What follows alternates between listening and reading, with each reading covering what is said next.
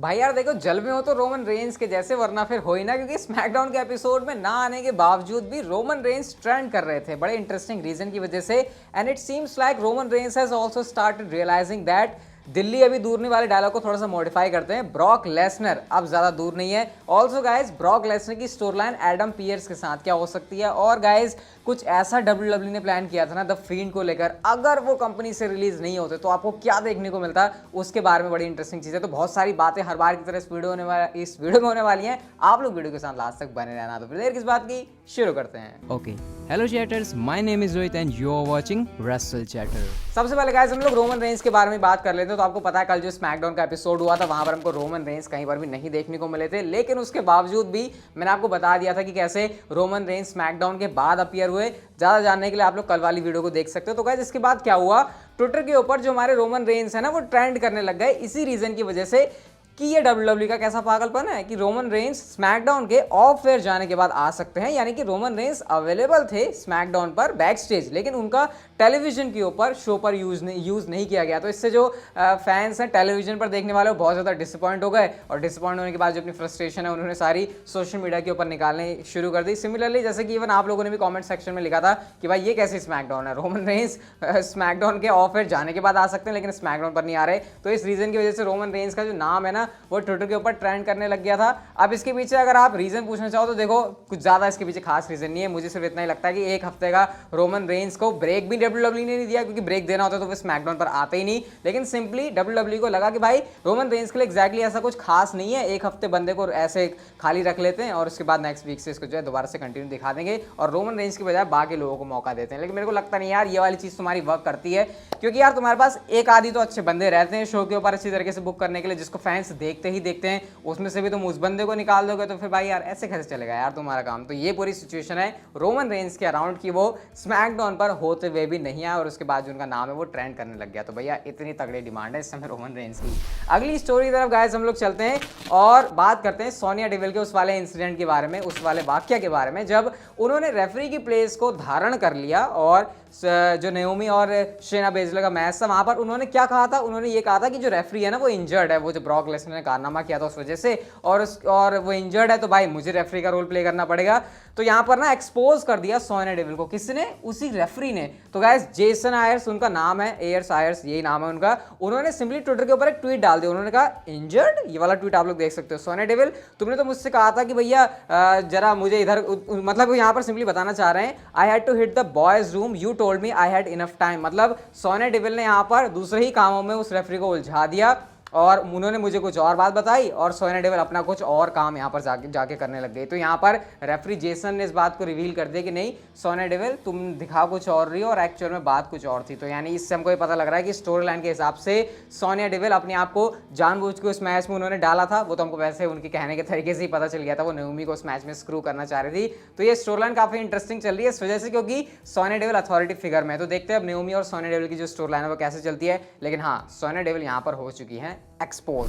अगली स्टोरी की तरफ गाइस हम लोग चलते हैं और शार्लेट फ्लेयर के बारे में बात करते हैं। अब गाइस मैंने आपको पिछले कुछ टाइम से शार्लेट फ्लेयर के बारे में पूरी स्टोरी बताई थी कि कैसे उनके पंगे हुए, बैक स्टेज उनकी प्रॉब्लम हुई, काफी हीट हुई उनको लेकर, मतलब बहुत सारा मैंने इंसिडेंट बताया, बस दोबारा से आपको बताने की जरूरत नहीं है। लेकिन उसके बाद क्या हुआ, shockingly and also surprisingly appear हो गई शार्लेट फ्लेयर स्मैकडाउन के एपिसोड में। सिंपल सा उन्होंने प्रोमो कट किया जैसा यूजुअली स्टोरी लाइन के अंदर होता है। बस हाँ उन्होंने एक बात को मेंशन जरूर किया था कि लास्ट वीक के ड्रामा के बाद, अब एक्चुअल में ड्रामा वो टेलीविजन के ऊपर वाले ड्रामा की बात कर रही थी या अंदर जो ड्रामा हुआ है उस ड्रामा की बात कर रही थी। एक तरीके से उन्होंने यहाँ पर इनडायरेक्टली उसी बात का रेफरेंस दिया था। इसके बाद काफी सारे लोग सरप्राइज हो गए कि यार शार्लेट फ्लेयर और WWE के बीच सारी चीज सेटल हो गई, क्योंकि लग रहा है कि भाई शार्लेट फ्लेयर अगर स्मैकडाउन पर आ रही हैं एज यूजुअल कंपीट करने के लिए तो इसका मतलब मामला हो चुका है सेटल। तो गाइस शार्लेट फ्लेयर ने उन्हीं लोगों से मजे लेते हुए, यानी कि आप लोग कह सकते हो कि जो लोग शार्लेट फ्लेयर वाली स्टोरी लाइन में इंटरेस्टेड थे इंक्लूडिंग मी एंड ऑल्सो आप लोग जो कि काफी सारे मुझे कमेंट पूछ रहे भाई अब क्या हुआ, तो हम ही लोगों के लिए शार्लेट फ्लेयर ने एक GIF डाली और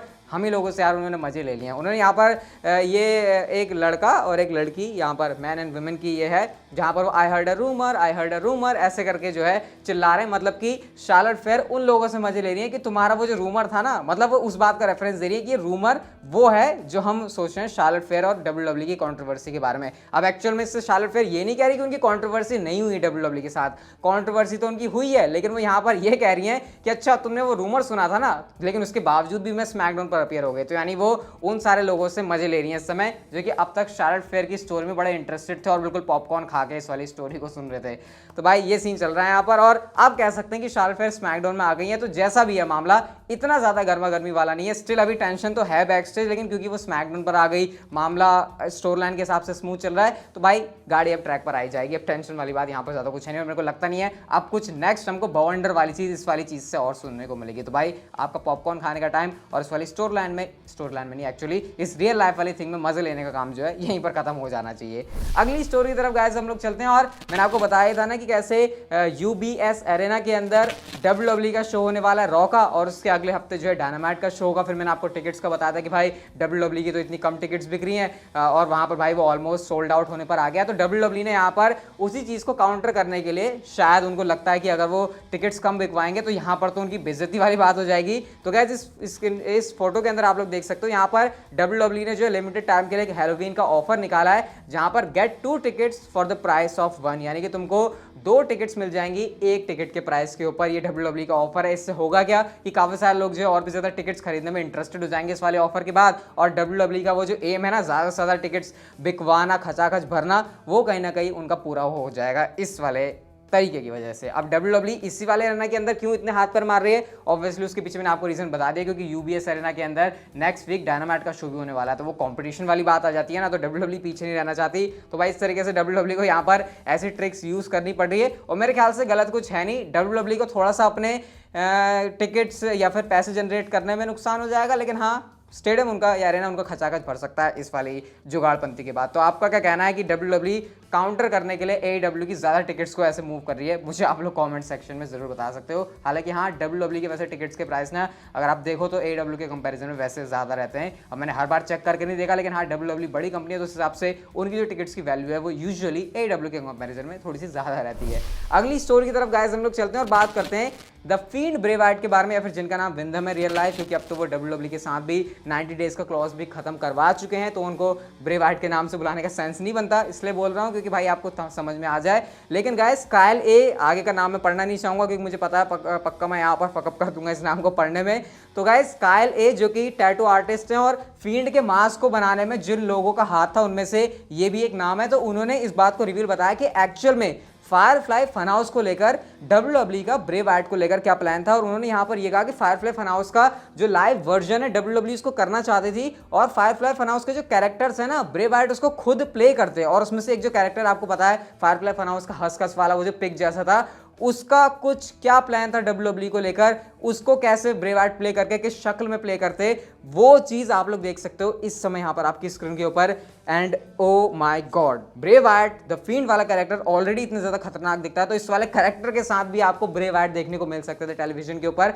ऐसा कुछ WWE प्लान कर रही थी, यानी कि इतने ज्यादा अभी पर्दे खुलने वाली थी ना फील्ड ब्रे वाइट के कैरेक्टर के अंदर, इसकी पूरी स्टोरी लाइन के अंदर, कि आपने वो सोचा भी नहीं होगा इतना कुछ WWE करने वाली थी। और यही हमको एक चीज बताया था कायले ने, जो बताया यहाँ पर कि भाई ऐसा कुछ भी WWE प्लान कर रही थी। तो भाई अगर इस वाले मास्क के साथ, इस वाले लुक के साथ हमको ब्रे वाइट का एक और कैरेक्टर देखने को मिलता, तो आप लोग सोच सकते हो कि किस लेवल पर ब्रे वाइट जा सकते थे।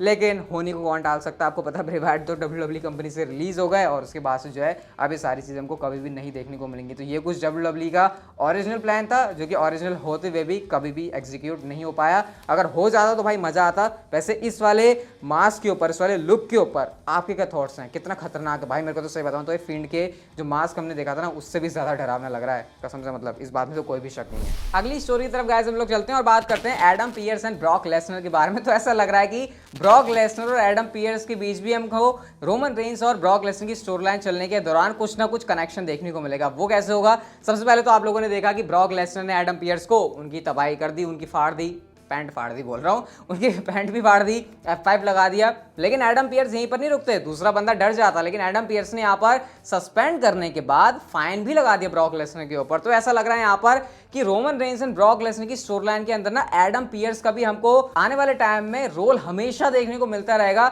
ये authority figure Roman Reigns and Brock Lesnar की स्टोरी लाइन में इन्वॉल्व होगा और शायद एडम पियर्स बहुत बड़ा खतरा ब्रॉक लेसनर के लिए प्ले कर सकते हैं तब जब ब्रॉक लेसनर को थोड़ा बहुत अथॉरिटी का साथ लेने की जरूरत पड़ेगी। तो यहाँ पर सारे जो ऑड्स हैं वो आपको ब्रॉक लेसनर के अगेंस्ट देखने को मिलेंगे। लेकिन आपको पता है जब ब्रॉक लेसनर को ज्यादा उकसाया जाता है तब उनका और ज्यादा खतरनाक वर्जन निकल कर आता है और इसके लिए हमको ज्यादा पीछे जाने की जरूरत तो है नहीं। अभी रिसेंटली स्मैकडाउन के एपिसोड में ब्रॉक लेसनर ने क्या किया था, तो आपको एडम पियर्स और ब्रॉक लेसनर का भी एक एंगल देखने को मिलेगा Roman Reigns and Brock Lesnar की स्टोरी लाइन में। फिलहाल ये चीज तो यहाँ पर देखकर क्लियर लग रहा है। और भाई एडम पियर्स हमारे जिगरे वाले बंदे हैं, क्योंकि हर कोई बंदा तो ऐसा कर नहीं सकता ब्रॉक लेसनर के साथ एक दो तीन बार F5 खाने के बाद फिर भी वो इतना बोले, लेकिन एडम पियर्स स्टिल यहाँ पर इतना बोल रहे हैं। तो पक्का यहाँ पर स्टोरी लाइन काफी इंटरेस्टिंग होने वाली है और डेफिनेटली इसको देखने में मजा जरूर आएगा। Roman Reigns and Brock Lesnar की स्टोरी लाइन में एडम पियर्स भी जरूर कुछ इंटरेस्टिंग रोल प्ले करेंगे। और गाइस हम लोग चलते हैं हमारी नेक्स्ट एंड फाइनल स्टोरी की तरफ। और मैं कह नहीं रहा था, रोमन रेंस ने भी फिर से ऐसा बाकी फैंस की तरह रियलाइज करना शुरू कर दिया है कि ब्रॉक लेसनर ज्यादा दूर नहीं है।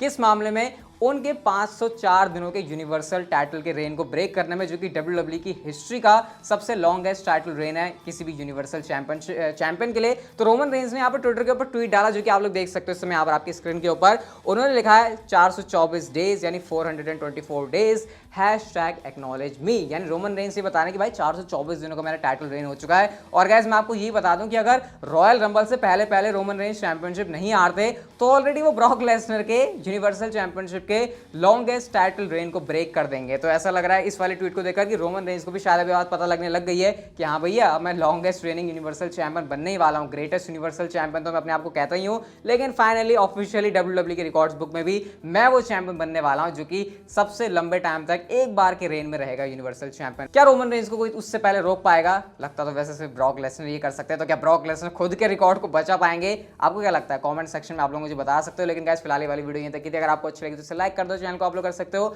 सब्सक्राइब एंड नोटिफिकेशन बेल को on, and see you guys in my next video.